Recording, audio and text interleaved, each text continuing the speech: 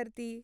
मला आशा आहे की नैसर्गिक संसाधनाच्या परिचयामुळे आपल्याला पृथ्वीवरील संसाधने, हवेबद्दल, हवामान नियंत्रणता, वातावरणाची भूमिका आणि वाऱ्याबद्दल देखील समजले आहे.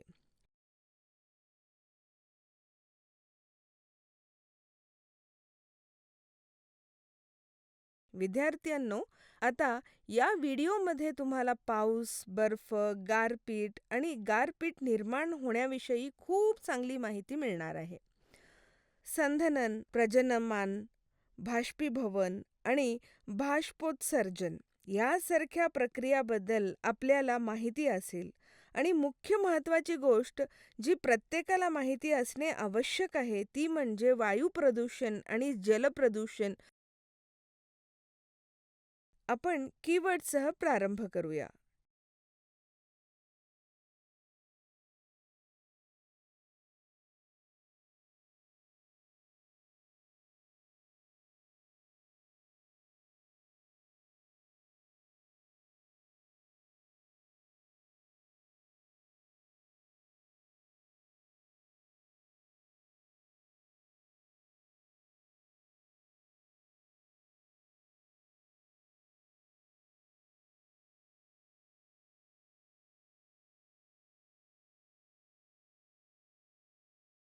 या धड्यातील कीवर्ड्स: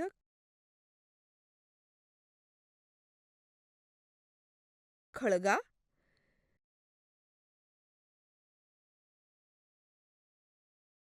जीवाश्म इंधन,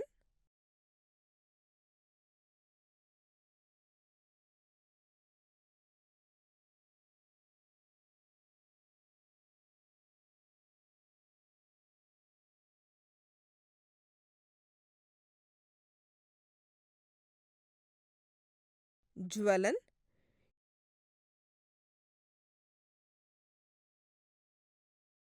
युट्रोफिकेशन,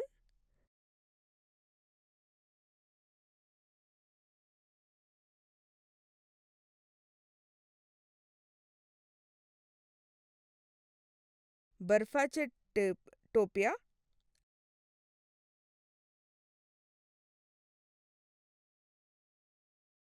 आणि अलर्जी.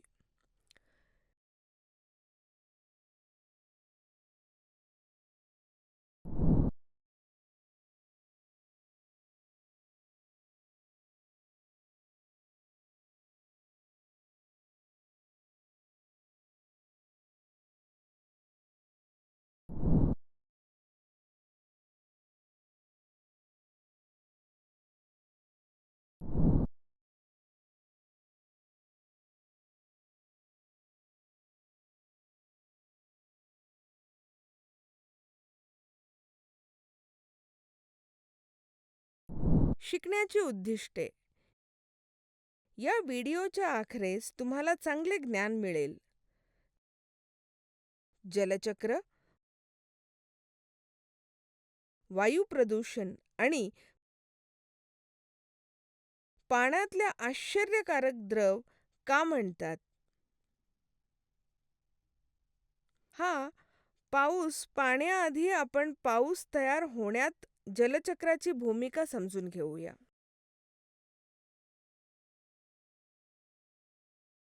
दिवसा पाठवते तापवलेले की मोठ्या प्रमाणात पाण्याचे बाष्पीभवन होऊन ते हवेत जाते.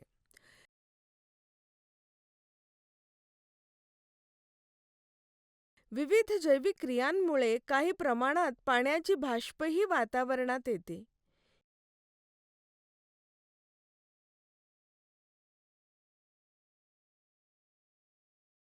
ही हवाही गरम होते. गरम हवा आपल्याबरोबर पाण्याचे बाष्प घेऊन उगवते.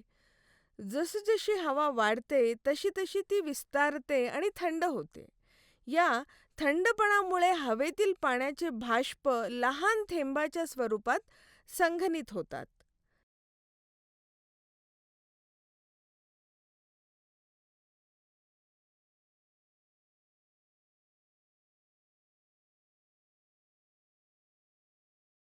संघनित होणार याचा अर्थ काय? ज्या प्रक्रियेद्वारे आकाशात पाणी ढग तयार करते त्याला संघनन असे म्हणतात.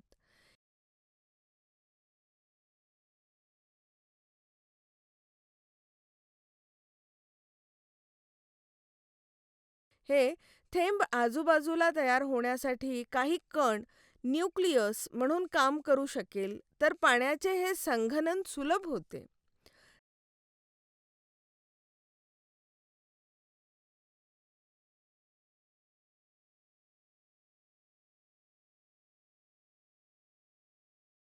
सामान्यतः हवेतील धूळ आणि इतर निलंबित कण हे कार्य करतात.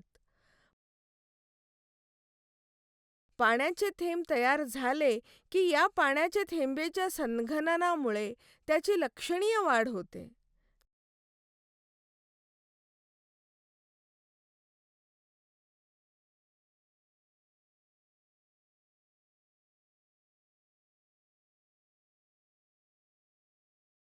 थेंब मोठे व जाड झाले की ते पावसाच्या स्वरूपात पडतात.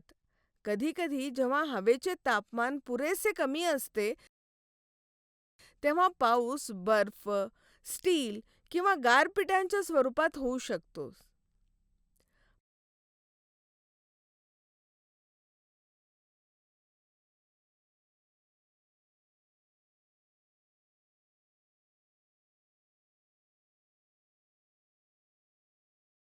पावसाची दिशा काय असेल?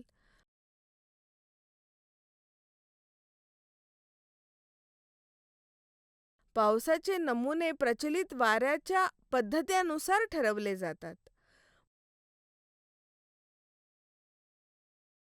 भारताच्या मोठ्या भागात पाऊस मुख्यतः नैऋत्य किंवा ईशान मान्सूनद्वारे आणला जातो.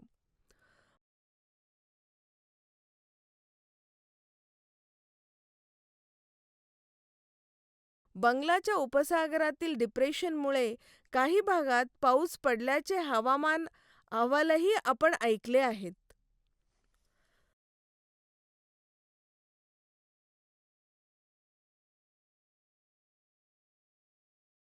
फक्त खालील विषयांवर लक्ष केंद्रित करा: ही हवा कशी प्रदूषित होते आणि या मानवी जगात विविध समस्या परिसराविणयात कशी भूमिका बजावते. जेव्हा विषयाचा विचार केला जातो, तेव्हा वायू प्रदूषण म्हणजे नायट्रोजन आणि सल्फरच्या ऑक्साईडच्या वाढत्या पातळीबद्दल आणि बातम्यांमध्येही आपण ऐकत असतो. लहानपणापासून हवेची गुणवत्ता खालवली आहे हे ऐकून लोकांना अनेकदा वाईटही वाटते.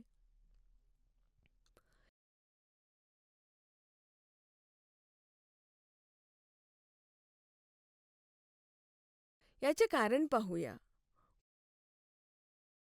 कोळसा आणि पेट्रोलियम सारख्या जीवाश्म इंधनांमध्ये नायट्रोजन आणि गंधक कमी प्रमाणात असतात.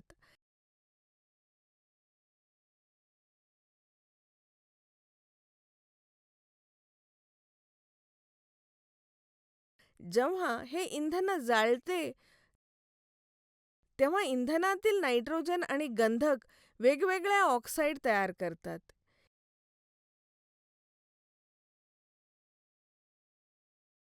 या वायूचा श्वास घेणे धोकादायक तर आहेच, पण ते पावसात विरघळून आम्ल वर्षाचा जन्म देतात.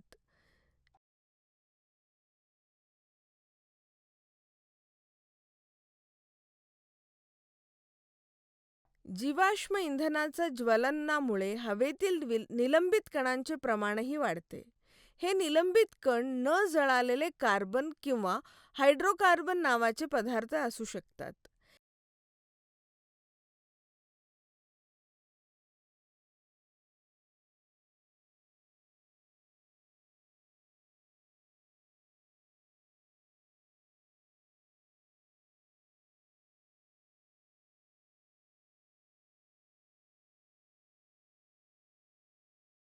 या सर्व प्रदूषकांचा उच्च पातळीच्या उपस्थितीमुळे दूषमानात कमी होते, विशेषतः थंड हवामानात जेव्हा पाणी हवेतून घनीभूत होतं.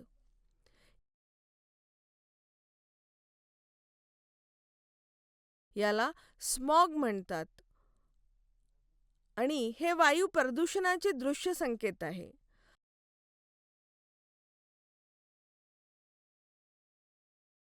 अभ्यासातून असे दिसून आले आहे की यापैकी कोणतेही पदार्थ असलेल्या हवेत नियमितपणे श्वास घेतल्यास ॲलर्जी, त्वचारोग, कर्करोग आणि हृदयाचे रोग याचा प्रमाण वाढतो.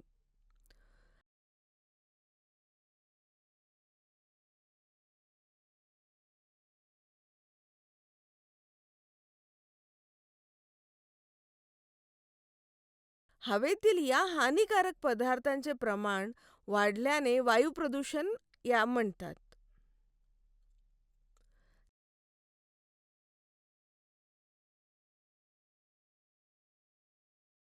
चला पाहूया. पाणी एक आश्चर्यकारक द्रव. पृथ्वीच्या पृष्ठभागाचा बराच मोठा भाग पाण्याने व्यापला असून तो भूगर्भातही आढळतो. वातावरणात काही प्रमाणात पाणी बाष्पाच्या स्वरूपात असते.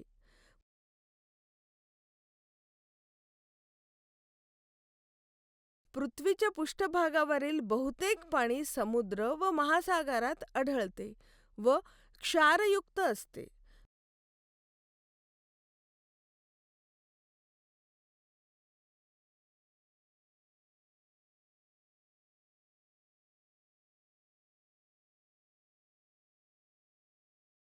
दोन ध्रुवावरील बर्फाच्या टोप्यामध्ये आणि बर्फाच्छादित पर्वतांवर ताजे पाणी गाठलेले आढळते.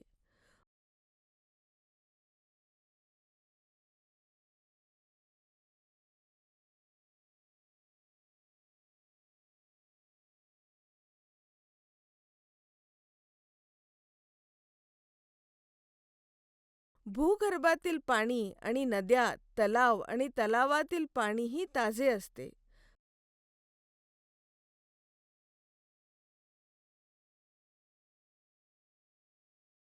मात्र गोड्या पाण्याची उपलब्धता प्रत्येक ठिकाणी वेगवेगळी असते.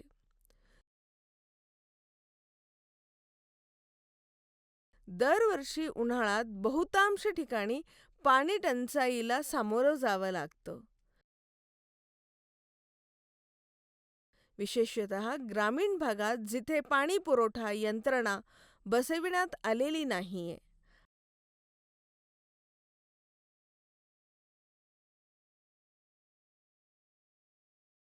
अशा ठिकाणी लोकांना दूरच्या स्रोतामधून पाणी आणण्यासाठी बराच वेळा घालवावा लागत असे.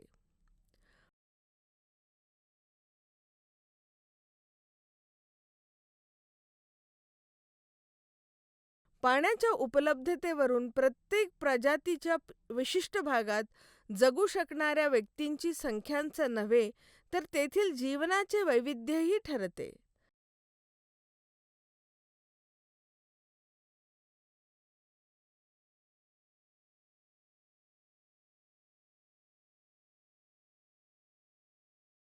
अर्थात, पाण्याची उपलब्धता हा केवळ एखाद्या प्रदेशातील जीवनाची शाश्वतता ठरवणारा घटक नाही.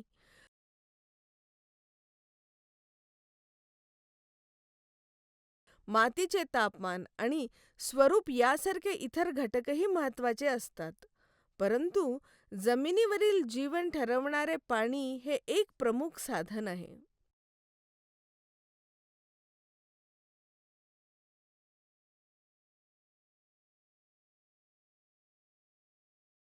जलप्रदूषण.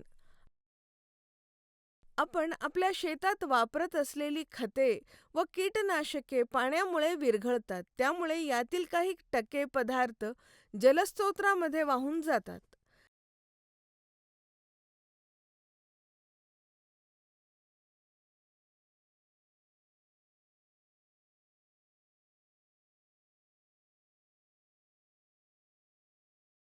आपल्या शरीरातील सांडपाणी व कारखान्यातील कचराही नद्यांमध्ये किंवा तलावाटात टाकला जातो.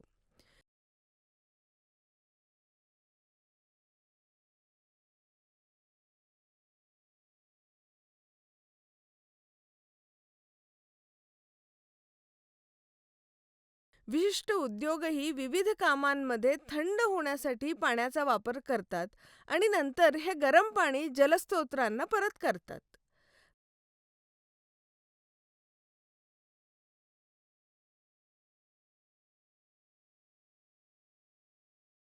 घरांमधून पाणी सोडल्यास नद्यांमधील पाण्याचा तापमानावर परिणाम होऊ शकतो.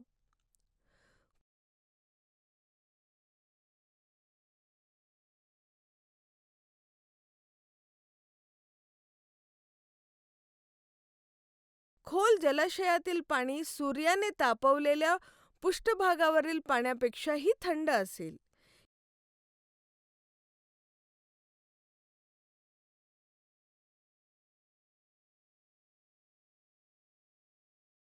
या सर्वाच परिणामाचा या जलस्रोतांमध्ये आढळणारा जीवसृष्टीवर विविध प्रकारे होऊ शकतो.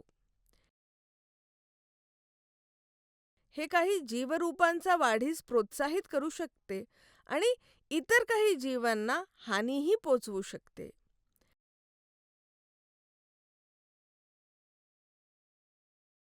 याचा परिणाम त्या व्यवस्थित परिस्थितीत झालेल्या विविध सजीवांमधील समतोलनावर होतो. तर आपण जलप्रदूषण हा शब्द कव्हर करण्यासाठी वापरतो खालील प्रभाव.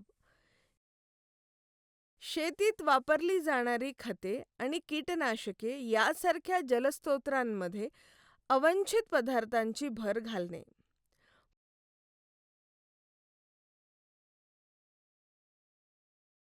पारा मिठासारखे विषारी पदार्थ जे कागद उद्योगाद्वारे वापरले जातात.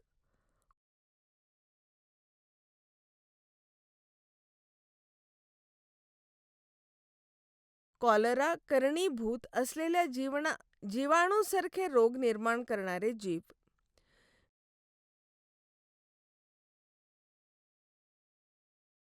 विरघळलेल्या प्राणवायूचा उपयोग पाण्यात राहणारे प्राणी व वनस्पती करतात.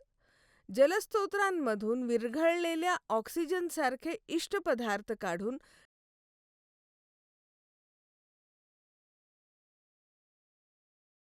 टाकल्यास या जलचरांवर विपरीत परिणाम होईल. जलस्रोतांमधून इतर पोषक घटकही कमी होऊ शकतात.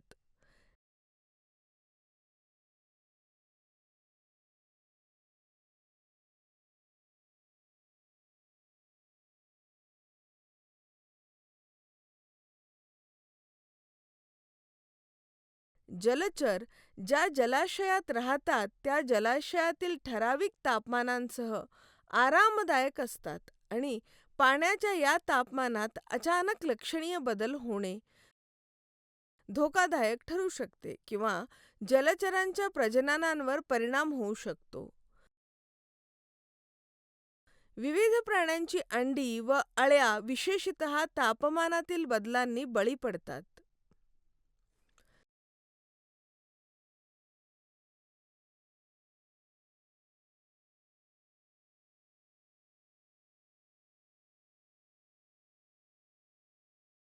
लक्षात ठेवण्यासारखे मुद्दे. हवेतील हानिकारक पदार्थांचे प्रमाण वाढल्याला वायू प्रदूषण असे म्हणतात.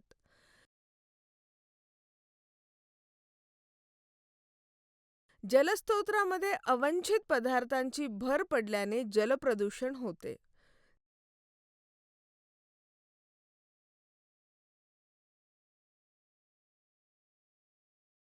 जमीन व जलस्रोतांवरील हवेच्या असमान उष्णतेमुळे वारे वाहतात.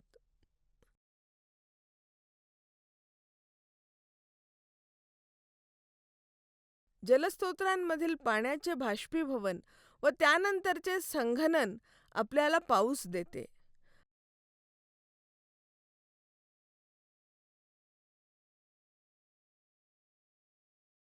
पावसाचे नमुने एखाद्या भागातील प्रचलित वाऱ्याच्या पद्धतीवर अवलंबून असतात.